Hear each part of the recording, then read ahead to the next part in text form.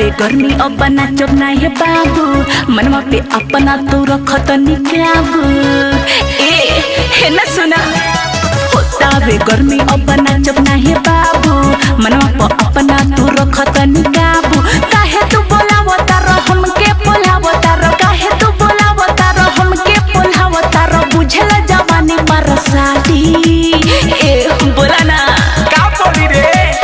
आओ तोरा लंका में पंखा चला दी आओ तोरा लंका में पंखा चला दी आओ तोरा लंका में पंखा चला दी आओ ना रे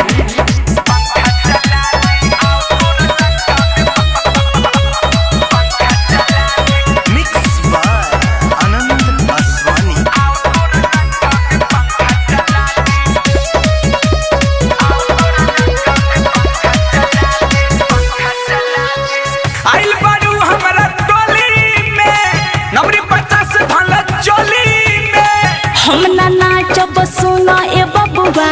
लफुअन के टोली में बुझला हेर चुनाइबू आइल बारू हमरा टोली में नवरी 50 धल चोली में हम ना नाचब सुना ए बबुआ हे लफुअन के टोली में सती त सामान ले ली जान गर्मी में फेंके लगी आगी दयाव ना बुझा दिए आओ तोरा लंका में पंखा चला दी आओ तोरा लंका में पंखा चला दी आओ तोरा लंका में पंखा चला दी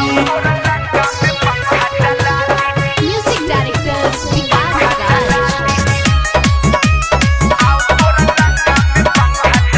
अलबेला रिकॉर्डिंग स्टूडियो घड़ी लाइन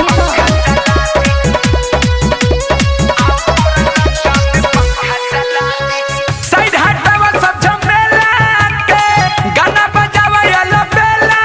के कबे से देखता नी गुडू बवाली तोरा तेला बेला के साइड हटावा सब झमेला के गाना बजावा याला बेला के कबे से देखता नी गुडू बवाली तोरा तेला बेला के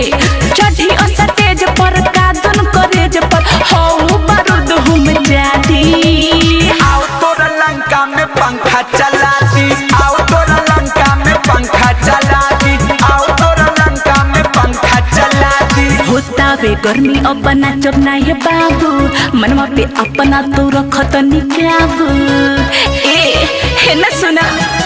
होता बे गर्मी अब नाचब ना हे बाबू मनवा पे अपना तू रखत निकाबू